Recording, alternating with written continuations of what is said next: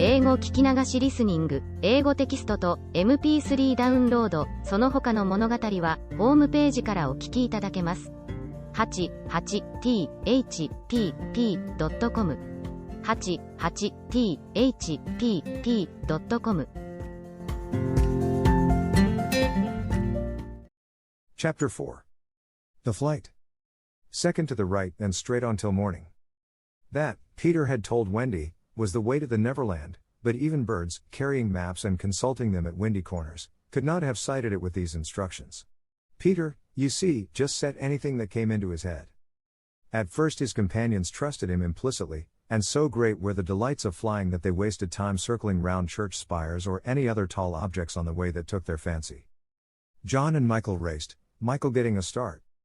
They recalled with contempt that not so long ago they had thought themselves fine fellows for being able to fly round a room. Not so long ago. But how long ago? They were flying over the sea before this thought began to disturb Wendy seriously. John thought it was their second sea and their third night. Sometimes it was dark and sometimes light, and now they were very cold and again too warm. Did they really feel hungry at times, or were they merely pretending, because Peter had such a jolly new way of feeding them? His way was to pursue birds who had food in their mouths suitable for humans and snatch it from them, then the birds would follow and snatch it back, and they would all go chasing each other gaily for miles, parting at last with mutual expressions of goodwill. But Wendy noticed with gentle concern that Peter did not seem to know that this was rather an odd way of getting your bread and butter, nor even that there are other ways. Certainly they did not pretend to be sleepy, they were sleepy, and that was a danger, for the moment they popped off, down they fell. The awful thing was that Peter thought this funny. There he goes again. He would cry gleefully, as Michael suddenly dropped like a stone. Save him, cried Wendy, looking with horror at the cruel sea far below. Eventually Peter would dive through the air, and catch Michael just before he could strike the sea, and it was lovely the way he did it, but he always waited till the last moment, and you felt it was his cleverness that interested him and not the saving of human life. Also he was fond of variety, and the sport that engrossed him one moment would suddenly cease to engage him, so there was always the possibility that the next time you fell he would let you go. He could sleep in the air without falling, by merely lying on his back and floating, but this was, partly at least, because he was so light that if you got behind him and blew he went faster. "Don't be more polite to him," Wendy whispered to John, when they were playing Follow My Leader. "Then tell him to stop showing off," said John. When playing Follow My Leader, Peter would fly close to the water and touch each shark's tail in passing, just as in the street you may run your finger along an iron railing. They could not follow him in this with much success, so perhaps it was rather like showing off, especially as he kept looking behind to see how many tails they missed. "You must be nice to him," Wendy impressed on her brothers. "What could we do if he were to leave us?" "We could go back," Michael said. "How could we ever find our way back without him?" "Well, then, we could go on," said John. "That is the awful thing, John. We should have to go on, for we don't know how to stop." This was true, Peter had forgotten to show them how to stop. John said that if the worst came to the worst, all they had to do was to go straight on, for the world was round, and so in time they must come back to their own window. "And who is to get food for us, John?" "I nipped a bit out of that eagle's mouth pretty neatly, Wendy." After the 20th try, Wendy reminded him. "And even though we became good at picking up food, see how we bump against clouds and things if he is not near to give us a hand." Indeed they were constantly bumping. They could now fly strongly, though they still kicked far too much, but if they saw a cloud in front of them, the more they tried to avoid it, the more certainly did they bump into it. If Nana had been with them, she would have had a bandage round Michael's forehead by this time. Peter was not with them for the moment, and they felt rather lonely up there by themselves. He could go so much faster than they that he would suddenly shoot out of sight, to have some adventure in which they had no share. He would come down laughing over something fearfully funny he had been saying to a star, but he had already forgotten what it was, or he would come up with mermaid scales still sticking to him, and yet not be able to say for certain what had been happening. It was really rather irritating to children who had never seen a mermaid. And if he forgets them so quickly, Wendy argued, how can we expect that he will go on remembering us? Indeed, sometimes when he returned he did not remember them, at least not well. Wendy was sure of it. She saw recognition come into his eyes as he was about to pass them the time of day and go on. Once even she had to tell him her name. "I'm Wendy," she said agitatedly. He was very sorry. "I say, Wendy," he whispered to her, "always if you see me forgetting you, just keep on saying I'm Wendy, and then I'll remember." Of course, this was rather unsatisfactory.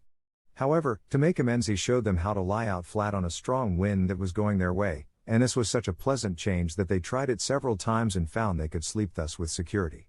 Indeed, they would have slept longer, but Peter tired quickly of sleeping, and soon he would cry in his captain voice, "We get off here."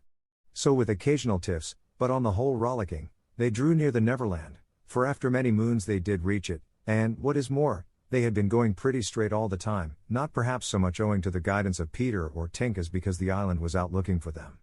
It is only thus that anyone may sight those magic shores. "There it is," said Peter calmly. Where? Where all the arrows are pointing." Indeed, 1,000,000 golden arrows were pointing out the island to the children, all directed by their friend the sun, who wanted them to be sure of their way before leaving them for the night. Wendy and John and Michael stood on tiptoe in the air to get their first sight of the island. Strange to say, they all recognized it at once, and until fear fell upon them they hailed it, not as something long dreamt of and seen at last, but as a familiar friend to whom they were returning home for the holidays. "John, there's the lagoon." "Wendy, look at the turtles burying their eggs in the sand." "I say, John, I see your flamingo with the broken leg." "Look, Michael, there's your cave." "John, what's that in the brushwood?" "It's a wolf with her whelps." "Wendy, I do believe that's your little whelp." "There's my boat, John, with her side stove in."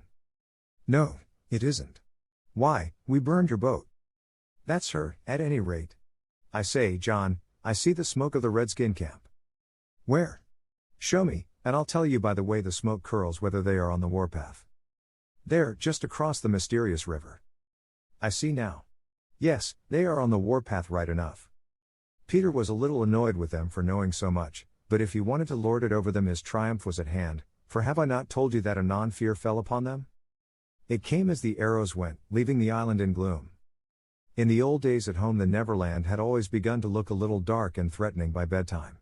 Then unexplored patches arose in it and spread, black shadows moved about in them, the roar of the beasts of prey was quite different now, and above all, you lost the certainty that you would win. You were quite glad that the nightlights were in. You even liked Nana to say that this was just the mantelpiece over here, and that the Neverland was all make-believe. Of course the Neverland had been make-believe in those days, but it was real now, and there were no nightlights, and it was getting darker every moment, and where was Nana? They had been flying apart, but they huddled close to Peter now. His careless manner had gone at last, his eyes were sparkling, and a tingle went through them every time they touched his body. They were now over the fearsome island, flying so low that sometimes a tree grazed their feet. Nothing horrid was visible in the air, yet their progress had become slow and labored, exactly as if they were pushing their way through hostile forces. Sometimes they hung in the air until Peter had beaten on it with his fists. "They don't want us to land," he explained. "Who are they?" Wendy whispered, shuddering. But he could not or would not say. Tinker Bell had been asleep on his shoulder, but now he wakened her and sent her on in front. Sometimes he poised himself in the air, listening intently with his hand to his ear, and again he would stare down with eyes so bright that they seemed to bore 2 holes to earth. Having done these things, he went on again. His courage was almost appalling. "Do you want an adventure now?" he said casually to John, "or would you like to have your tea first?" Wendy said tea first quickly, and Michael pressed her hand in gratitude, but the braver John hesitated. "What kind of adventure?" he asked cautiously. "There's a pirate asleep in the pampas just beneath us," Peter told him. "If you like, we'll go down and kill him." "I don't see him," John said after a long pause. "I do." "Suppose," John said a little huskily, "he were to wake up." Peter spoke indignantly. "You don't think I would kill him while he was sleeping? I would wake him first, and then kill him. That's the way I always do." "I say. Do you kill many?" "Tons." John said how ripping, but decided to have tea first. He asked if there were many pirates on the island just now, and Peter said he had never known so many. "Who is captain now?" "Hope," answered Peter, and his face became very stern as he said that hated word. "James Hook?" "Eh." Then indeed Michael began to cry, and even John could speak in gulps only, for they knew Hook's reputation. "He was Blackbeard's bosun," John whispered huskily. "He is the worst of them all. He is the only man of whom Barbecue was afraid." "That's him," said Peter. "What is he like? Is he big?" "He is not so big as he was." "How do you mean?" "I cut off a bit of him." "You?" "Yes, me," said Peter sharply. I wasn't meaning to be disrespectful. Oh, all right. But, I say, what bit? His right hand. Then he can't fight now? Oh, can't he just? Left-hander. He has an iron hook instead of a right hand, and he claws with it. Claws. I say, John, said Peter. Yes. Say, sir. Sir. There is one thing, Peter continued, that every boy who serves under me has to promise, and so must you. John paled. It is this, if we meet Hook in open fight, you must leave him to me. I promise, John said loyally. For the moment they were feeling less eerie, because Tink was flying with them, and in her light they could distinguish each other. Unfortunately she could not fly so slowly as they, and so she had to go round and round them in a circle in which they moved as in a halo. Wendy quite liked it, until Peter pointed out the drawback. She tells me, he said, that the pirates sighted us before the darkness came, and got Long Tom out. The big gun? Yes. And of course they must see her light, and if they guess we are near it they are sure to let fly. Wendy. John. Michael. Tell her to go away at once, Peter, the three cried simultaneously, but he refused. She thinks we have lost the way, he replied stiffly, and she is rather frightened. You don't think I would send her away all by herself when she is frightened. For a moment the circle of light was broken, and something gave Peter a loving little pinch. Then tell her, Wendy begged, to put out her light. She can't put it out. That is about the only thing fairies can't do. It just goes out of itself when she falls asleep, same as the stars. Then tell her to sleep at once, John almost ordered. She can't sleep except when she's sleepy. It is the only other thing fairies can't do. Seems to me, growled John, these are the only two things worth doing.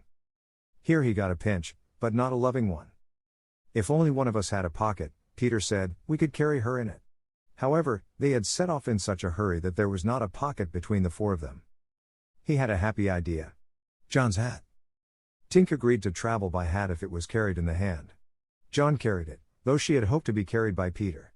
Presently Wendy took the hat, because John said it struck against his knee as he flew, and this, as we shall see, led to mischief, for Tinker Bell hated to be under an obligation to Wendy. In the black topper the light was completely hidden, and they flew on in silence.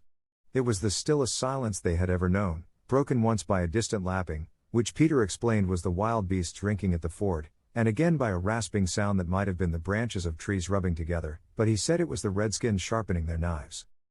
Even these noises ceased. To Michael the loneliness was dreadful. If only something would make a sound.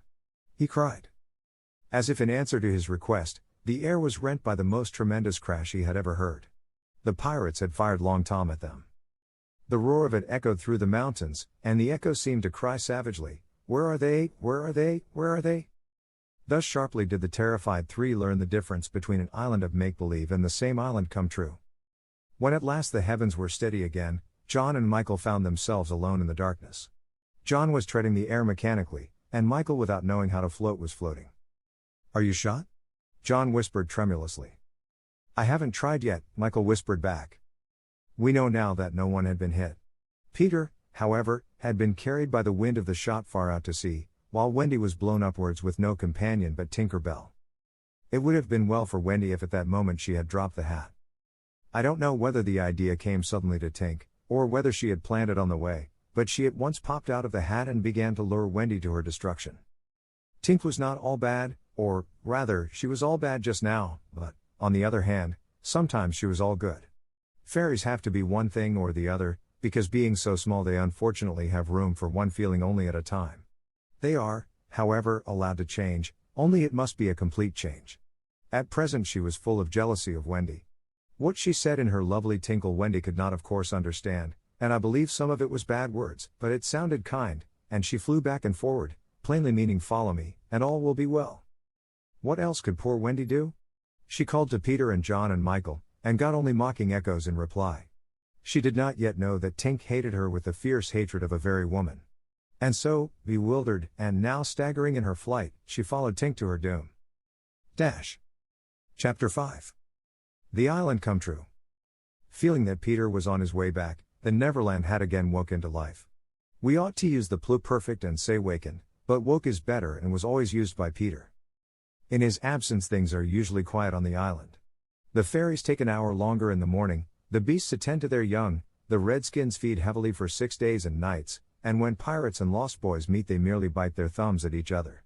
But with the coming of Peter, who hates lethargy, they are all under way again. If you put your ear to the ground now, you would hear the whole island seething with life. On this evening the chief forces of the island were disposed as follows. The lost boys were out looking for Peter, the pirates were out looking for the lost boys, the redskins were out looking for the pirates, and the beasts were out looking for the redskins. They were going round and round the island, but they did not meet because all were going at the same rate. All wanted blood except the boys, who liked it as a rule, but tonight were out to greet their captain. The boys on the island vary, of course, in numbers, according as they get killed and so on, and when they seem to be growing up, which is against the rules, Peter thins them out, but at this time there were 6 of them, counting the twins as 2. Let us pretend to lie here among the sugarcane and watch them as they steal by in single file, each with his hand on his dagger. They are forbidden by Peter to look in the least like him, and they wear the skins of bears slain by themselves, in which they are so round and furry that when they fall they roll. They have therefore become very sure-footed. The first to pass is Toodles, not the least brave but the most unfortunate of all that gallant band. He had been in fewer adventures than any of them, because the big things constantly happened just when he had stepped round the corner. All would be quiet, he would take the opportunity of going off to gather a few sticks for firewood, and then when he returned the others would be sweeping up the blood. This ill luck had given a gentle melancholy to his countenance, but instead of souring his nature had sweetened it, so that he was quite the humblest of the boys.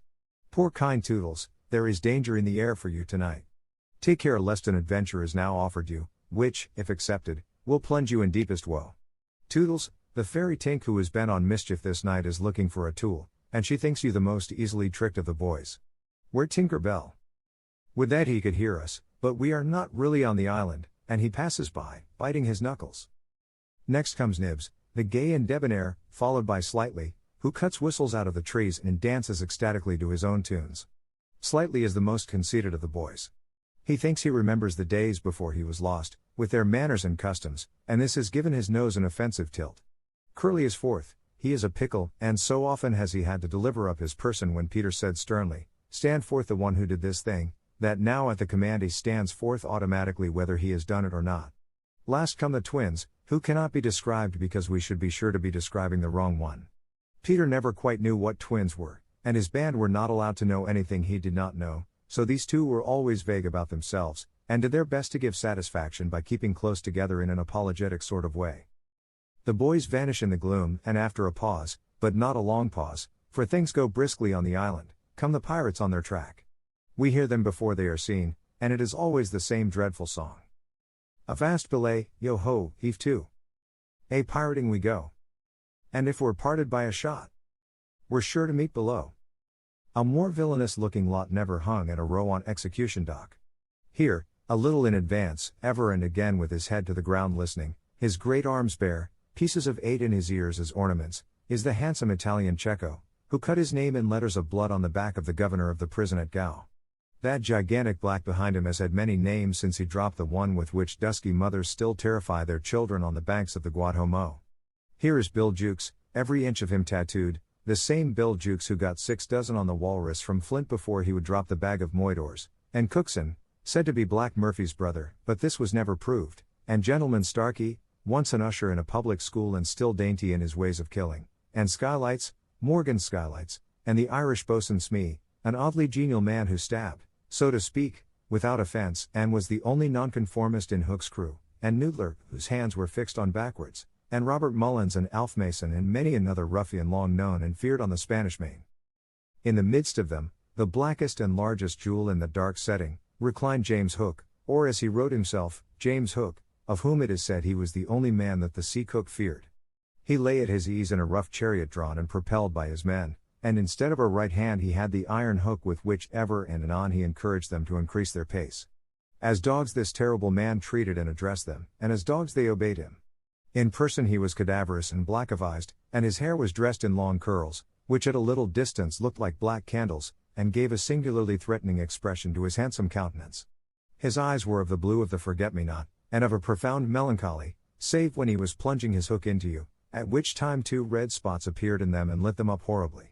In manner, something of the Grand Seigneur still clung to him, so that he even ripped you up with an air, and I have been told that he was a raconteur of repute. He was never more sinister than when he was most polite, which is probably the truest test of breeding, and the elegance of his diction, even when he was swearing, no less than the distinction of his demeanor, showed him one of a different caste from his crew. A man of indomitable courage, it was said of him that the only thing he shied at was the sight of his own blood, which was thick and of an unusual color. In dress he somewhat aped the attire associated with the name of Charles II, having heard it said in some earlier period of his career that he bore a strange resemblance to the ill-fated Stuarts, and in his mouth he had a holder of his own contrivance which enabled him to smoke 2 cigars at once. But undoubtedly the grimmest part of him was his iron claw. Let us now kill a pirate, to show Hook's method. Skylights will do. As they pass, Skylights lurches clumsily against him, ruffling his lace collar. The hook shoots forth, there is a tearing sound and one screech, then the body is kicked aside, and the pirates pass on. He has not even taken the cigars from his mouth. Such is the terrible man against whom Peter Pan is pitted. Which will win? On the trail of the pirates, stealing noiselessly down the warpath, which is not visible to inexperienced eyes, come the redskins, every one of them with his eyes peeled. They carry tomahawks and knives, and their naked bodies gleam with paint and oil. Strung around them are scalps, of boys as well as of pirates, for these are the Pickaninny tribe, and not to be confused with the softer-hearted Delawares or the Hurons. In the van, on all fours, is Great Big Little Panther, a brave of so many scalps that in his present position they somewhat impede his progress. Bringing up the rear, the place of greatest danger, comes Tiger Lily, proudly erect, a princess in her own right. She is the most beautiful of dusky Dianas and the belle of the Pickaninnies, coquettish, cold and amorous by turns. There is not a brave who would not have the wayward thing to wife, but she staves off the altar with a hatchet. Observe how they pass over fallen twigs without making the slightest noise. The only sound to be heard is their somewhat heavy breathing. The fact is that they are all a little fat just now after the heavy gorging, but in time they will work this off. For the moment, however, it constitutes their chief danger. The redskins disappear as they have come like shadows, and soon their place is taken by the beasts, a great and motley procession, lions, tigers, bears, and the innumerable smaller savage things that flee from them, for every kind of beast, and, more particularly, all the man-eaters, live cheek by jowl on the favored island. Their tongues are hanging out, they are hungry tonight. When they have passed, comes the last figure of all, a gigantic crocodile. We shall see for whom she is looking presently. The crocodile passes, but soon the boys appear again, for the procession must continue indefinitely until one of the party stops or changes its pace. Then quickly they will be on top of each other. All are keeping a sharp lookout in front, but none suspects that the danger may be creeping up from behind. This shows how real the island was. The first to fall out of the moving circle was the boys. They flung themselves down on the sward, close to their underground home. I do wish Peter would come back, every one of them said nervously, though in height and still more in breadth they were all larger than their captain. I am the only one who is not afraid of the pirates, Slightly said, in the tone that prevented his being a general favorite, but perhaps some distant sound disturbed him, for he added hastily, but I wish he would come back, and tell us whether he has heard anything more about Cinderella. They talked of Cinderella, and Toodles was confident that his mother must have been very like her. It was only in Peter's absence that they could speak of mothers, the subject being forbidden by him as silly. All I remember about my mother, Nibs told them, is that she often said to father, "Oh, how I wish I had a checkbook of my own. I don't know what a checkbook is, but I should just love to give my mother one." While they talked they heard a distant sound. You or I, not being wild things of the woods, would have heard nothing, but they heard it, and it was the Grimm song. Yo-ho, the pirate life. The flag a skull and bones. A merry hour, a hempen rope. And hey for Davy Jones. At once the lost boys, but where are they? They are no longer there. Rabbits could not have disappeared more quickly. I will tell you where they are. With the exception of Nibs, who has darted away to reconnoiter, they are already in their home under the ground, a very delightful residence of which we shall see a good deal presently. But how have they reached it? For there is no entrance to be seen, not so much as a pile of brushwood, which if removed would disclose the mouth of a cave.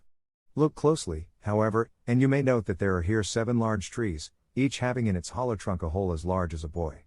These are the 7 entrances to the home under the ground, for which Hook has been searching in vain these many moons. Will he find it tonight?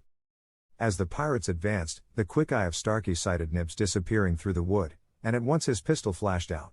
But an iron claw gripped his shoulder. "Captain, let go," he cried, writhing.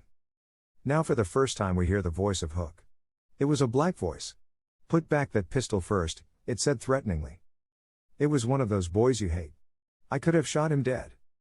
And the sound would have brought Tiger Lily's redskins upon us. Do you want to lose your scalp?" "Shall I after him, Captain?" asked pathetic Smee, "and tickle him with Johnny Corkscrew?" Smee had pleasant names for everything, and his cutlass was Johnny Corkscrew, because he wriggled it in the wound. One could mention many lovable traits in Smee.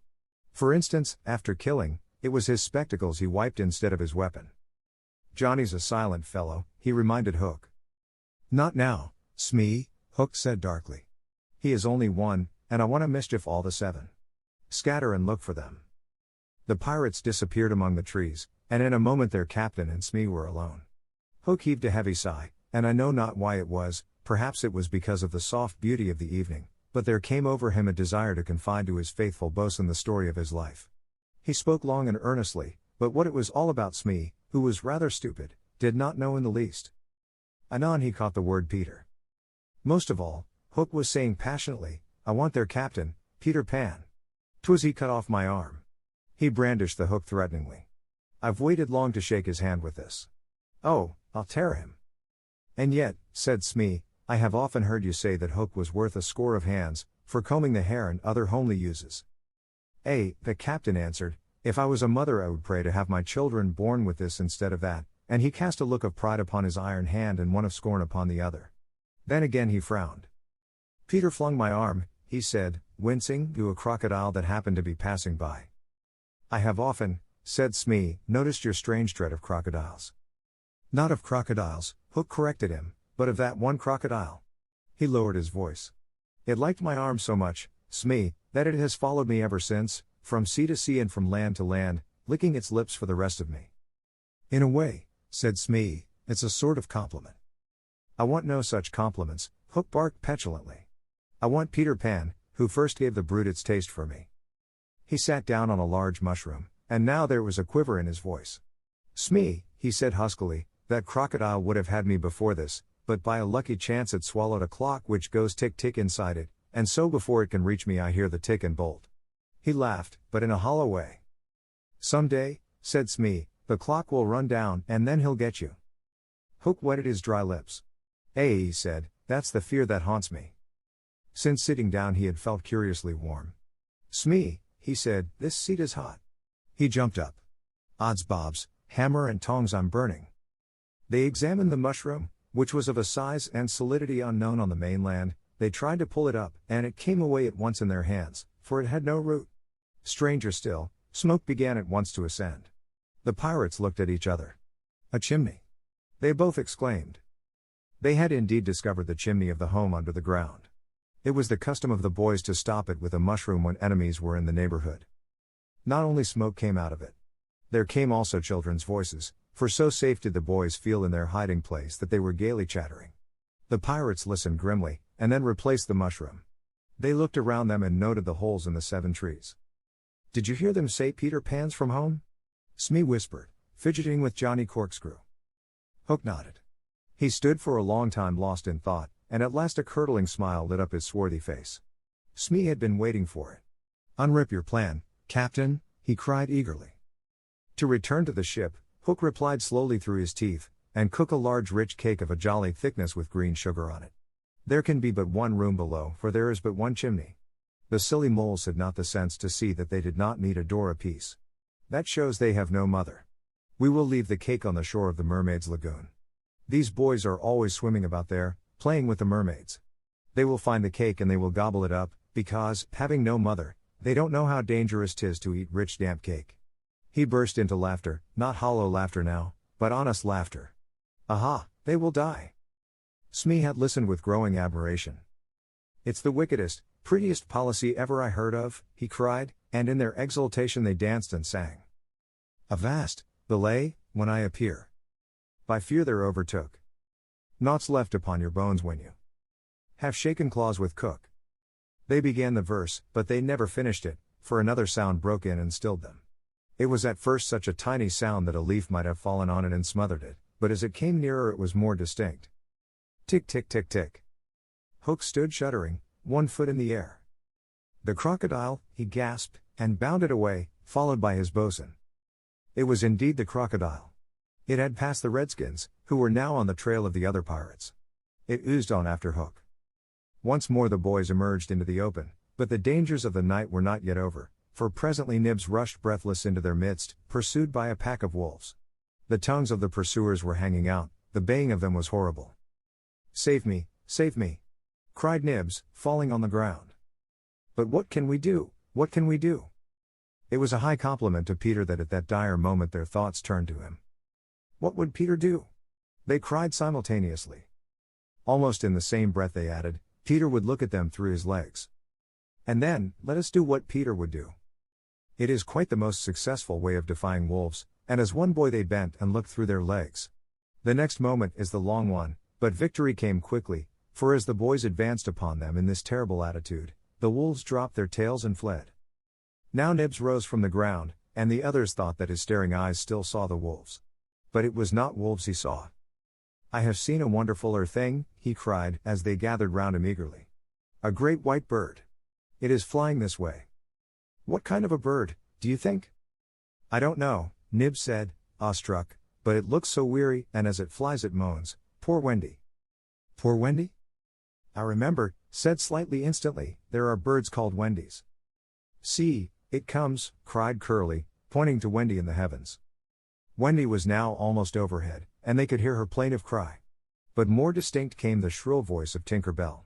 The jealous fairy had now cast off all disguise of friendship, and was darting at her victim from every direction, pinching savagely each time she touched. "Hello, Tink," cried the wondering boys. Tink's reply rang out, "Peter wants you to shoot the Wendy." It was not in their nature to question when Peter ordered. "Let us do what Peter wishes," cried the simple boys. "Quick, bows and arrows." All but Toodles popped down their trees. He had a bow and arrow with him, and Tink noted it, and rubbed her little hands. "Quick, Toodles, quick," she screamed. "Peter will be so pleased." Toodles excitedly fitted the arrow to his bow. "Out of the way, Tink," he shouted, and then he fired, and Wendy fluttered to the ground with an arrow in her breast. 英語聞き流しリスニング、英語テキストと MP3 ダウンロード、その他の物語は、ホームページからお聞きいただけます。88thpp.com 88thpp.com